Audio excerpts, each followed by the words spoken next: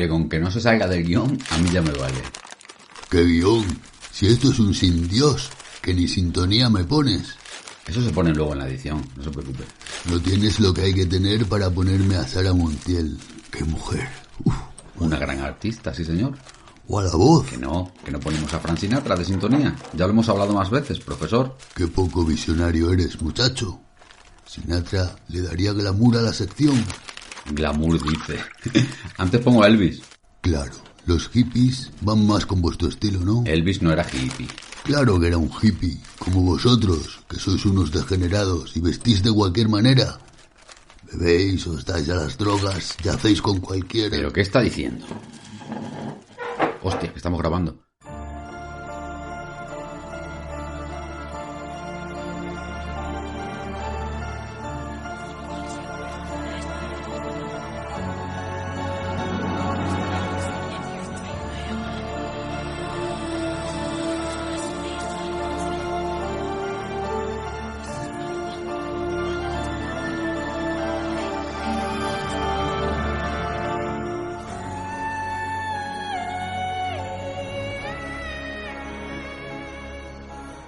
Hola amigos, bienvenidos a Mundo Extrañer, ya sabéis, una sección ligera dentro de Territorio Extrañer. Hoy volvemos a contar con la compañía del profesor PV. ¿Cómo está, profesor? Bien, muchacho, ya echaba esto de menos, y a decir verdad, pensaba que ya no me volveríais a invitar. ¿Por qué dice eso? Ay, mi querido e inexperto aprendiz, uno a esta edad ya viene de vuelta de todo. Y a nadie se le escapa que mi presencia aquí puede levantar envidias intestinas un tanto malsanas. Pero profesor, ¿de dónde saca esas cosas? Si no le hemos llamado antes, ha sido para no abusar de su confianza. ¡Qué chiquillo! ¿Seguimos disimulando o paso a hacer lo que he venido a hacer? Que tú no tendrás nada que hacer, pero yo soy una persona muy ocupada. Me deja usted perplejo, pero le aseguro que su presencia es y será siempre bienvenida. Vale. Entonces, ¿no estáis celosos por mi éxito? Claro que no. Aquí no hay enemigos. Su éxito es nuestro éxito. Ya quisieras. En fin. Hablando de enemigos, hoy os traigo a los enemigos de Poe. Otro artículo que C. Jeremian escribió para la web Dentro del Monolito. Genial. Esas historias menos conocidas de los grandes siempre gustan a la gente. En eso estamos de acuerdo. Y ahora, si dejas de intentar robarme protagonismo y cierras el pico, empezaré de una vez, que estas sillas baratas que os gastáis son lo más incómodo que he visto y no me apetece adelantar una visita al urólogo.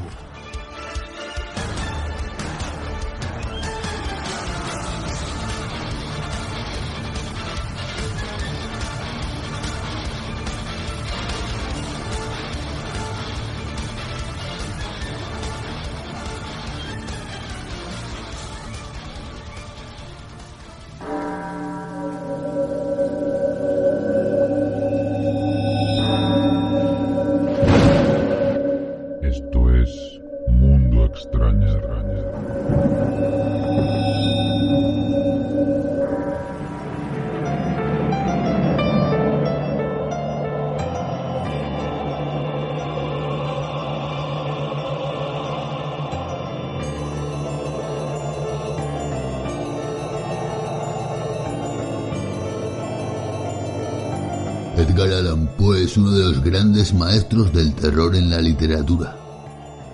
Autores como H.P. Lovecraft, Julio Cortázar o Julio Verne se declararon fervientes seguidores suyos, aunque, como ya se sabe, nadie agrada a todo el mundo. Y Poe no fue una excepción. A lo largo de su vida sostuvo agrias disputas con algunas personas de su entorno que en algunos casos se prolongaron incluso después de su muerte. Demos pues un repaso a los enemigos de Poe.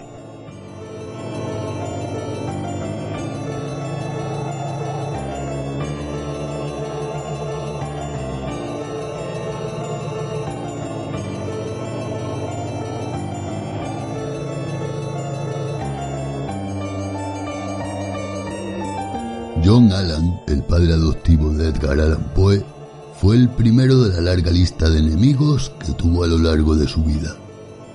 A pesar de que se llevaban bien hasta que Poe ingresó en la universidad, Poe llamaba a su padre "mi querido pa" en sus cartas.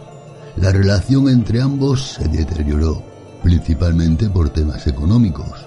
Le negó el dinero para la matrícula universitaria y por infidelidades a su esposa Frances, a la que Poe adoraba incondicionalmente. La relación se deterioró de tal modo que John se refirió a su hijo como adolescente mezquino, malhumorado, resentido y desagradecido. Cuando Poe fue a visitarlo a su lecho de muerte, su agonizante padre lo amenazó blandiendo un bastón. Seguramente, ese hecho trascendental en la vida del escritor influyó para que tratara alguno de sus temas recurrentes: las historias sobre familias nobles que han caído en desgracia y las traiciones. Más adelante, cuando inició su carrera como escritor, Poe se buscó nuevos enemigos. Su carácter indómito y extremado talento formaron una dupla que le conduciría irremediablemente a las disputas con algunos de los más destacados escritores contemporáneos.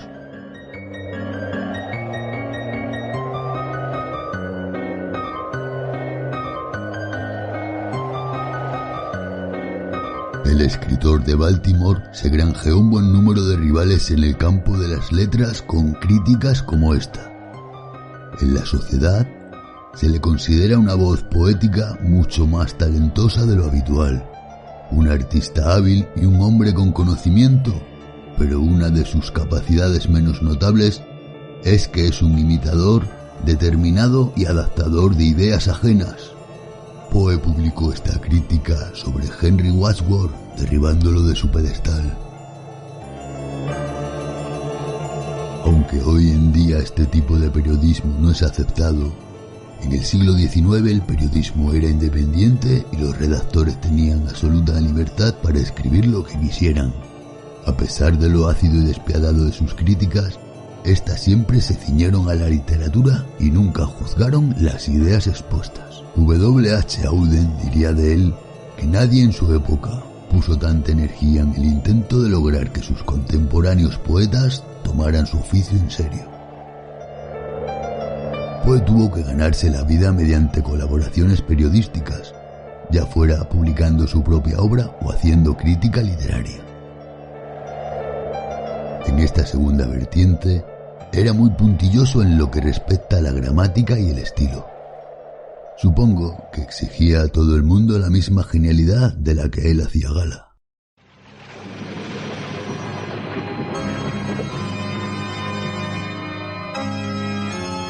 Frederick Marryat, autor de Peter Simple en 1838, fue otro de los grandes nombres sobre los que recayó la furia de Poe.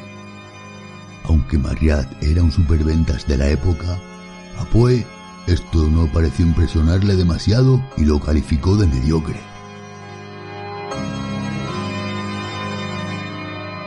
Rufus W. Wisworth fue sin duda la rivalidad más reseñable que mantuvo en el ámbito literario.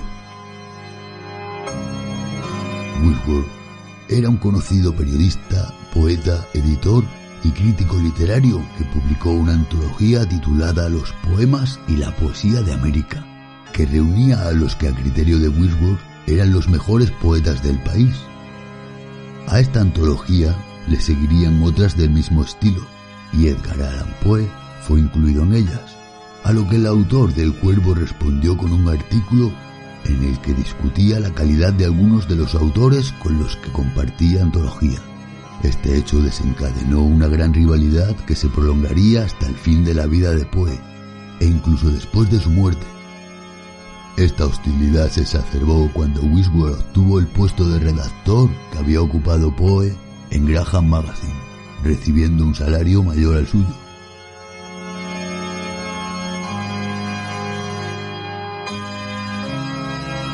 Pero no contentos con los desencuentros literarios, también chocaron en el plano amoroso, pues ambos se enamoraron de la poetisa Frances Sargent Osgood, aunque finalmente ninguno de los dos llegase a casarse con ella.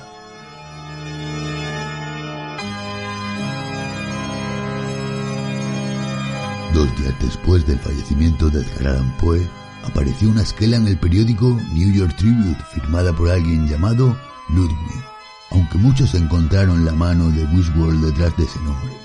La necrológica comenzaba de este modo: Edgar Allan Poe ha muerto, murió anteayer en Baltimore.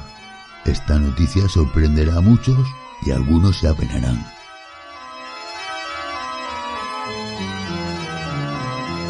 Wisworth descubrió a Poe como alguien conocido por caminar delirando por las calles, hablando consigo mismo.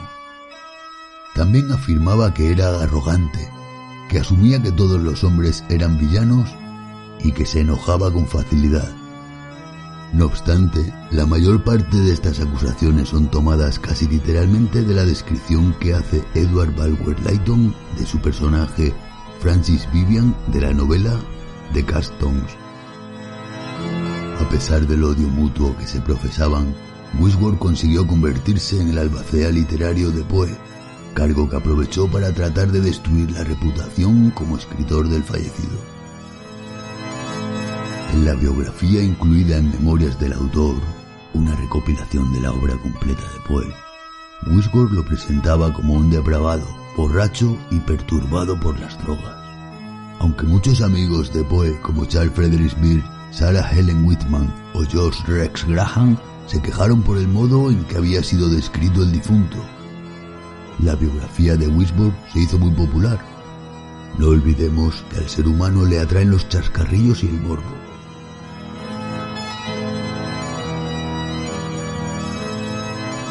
De este modo describía Sarah Elmira Royster un amor de juventud con el que llegó a comprometerse antes de ir a la universidad a Edgar Allan Poe en una carta a un amigo después de que el escritor hubiera fallecido. Edgar era un muchacho muy guapo, no muy hablador, de conversación agradable, pero de comportamiento más bien triste. Nunca hablaba de sus padres, estaba muy ligado a la señora Allan, así como ella a él. Era entusiasta, impulsivo, no soportaba la menor grosería verbal. Como se puede observar, es una imagen muy diferente a la presentada por Griswold. La de Griswold fue la única biografía del escritor de Baltimore hasta 1875, año en que John Ingram publicó una nueva versión más fiable. En 1941, Arthur Hobson Quinn presentó evidencias de que Griswold había falsificado y reescrito una serie de cartas de Poe que había incluido en Memorias del autor. Aunque la imagen distorsionada de la personalidad de Poe ya había calado en el público y no ha podido ser restaurada, hoy, transcurridos más de 150 años, podemos asegurar que Griswold no consiguió su principal objetivo, destruir su prestigio como autor.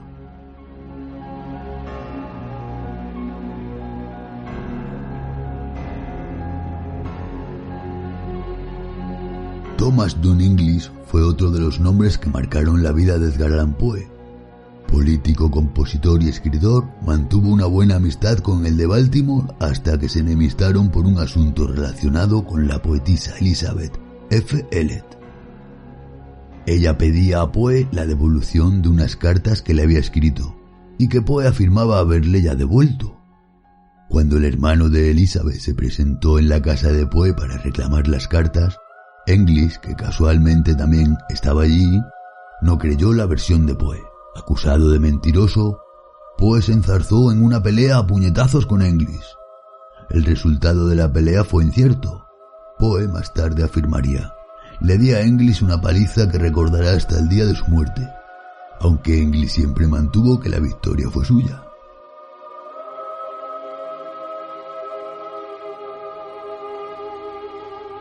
Con English en el punto de mira, Poe utilizó una serie de artículos satíricos titulada La literatura de Nueva York, que estaba escribiendo para la revista Goodies Ladies Book para criticar a English. Entre otras lindezas le llamó ese hombre que carece de los estudios más elementales y sin embargo se afama en insistir a la humanidad sobre temas literarios. A partir de ese momento, ambos se dedicaron a mofarse el uno del otro a través de caricaturas literarias. Poe demandó al Evening Mirror por una carta de English que había publicado el 23 de julio de 1846 acusándole de falsificación. Poe ganó el requerimiento y fue indemnizado por el periódico con $225. Ese mismo año, English publicó una novela titulada 1844, o El poder de SF, que trataba sobre una sociedad secreta. Uno de sus personajes, llamado Marmaduke Hammerhead, está claramente inspirado en Poe. Tal personaje es un periodista que nunca se emborracha más allá de 5 días a la semana y que se hace famoso gracias a una obra titulada El Cuervo Negro. Además, durante la obra utiliza muletillas como nunca más o la pérdida de Leonor. Hammerhead va volviéndose loco a medida que avanza la obra, hasta que termina internado en un asilo. En la novela, Poe es presentado como bebedor, mentiroso y maltratador. La respuesta llegó de forma inmediata con uno de los relatos más conocidos de Poe, El barril de amontillado, en el que se hace referencia a aspectos de la novela de English. En un capítulo de la novela, el escenario es una bodega subterránea y English utiliza la frase «por el amor de Dios». Esta frase será utilizada por Poe en su relato. Podemos encontrar otra puya en el lema de la familia Montresor, «Nemo me impune lacessit», cuya traducción es «nadie me insulta con impunidad». Este pasaje extraído del cuento de Poe parece un discurso dirigido directamente a English. Las 1000 heridas de Fortunato las había soportado como mejor podía, pero cuando se aventuró a insultar, juré venganza. Tú, que también conoces la naturaleza de mi alma, no soportarás, sin embargo, que yo pronuncie una amenaza.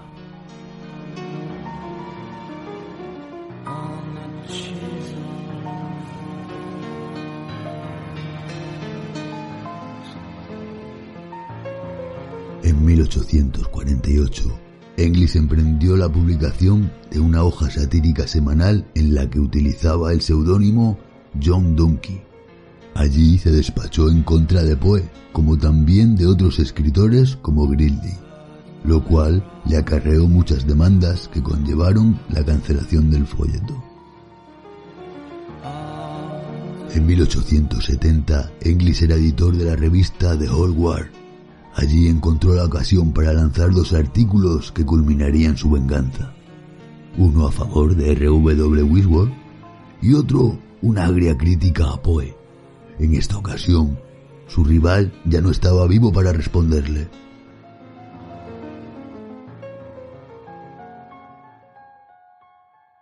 Finalmente, en 1896, English publicó Recuerdos de Poe, un libro de memorias en el que incluso se reproducen conversaciones que mantuvo con Poe. Tal vez su edad avanzada propiciara un cambio en su actitud, pues defiende a Poe de las viejas acusaciones de alcoholismo y drogadicción. De haber tenido Poe el hábito del opio cuando lo conocí, antes de 1846, yo hubiese debido advertirlo.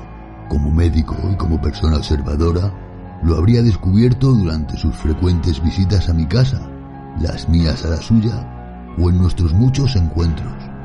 Nunca vi nada de eso y juzgo todas esas habladurías como meras calumnias sin base alguna.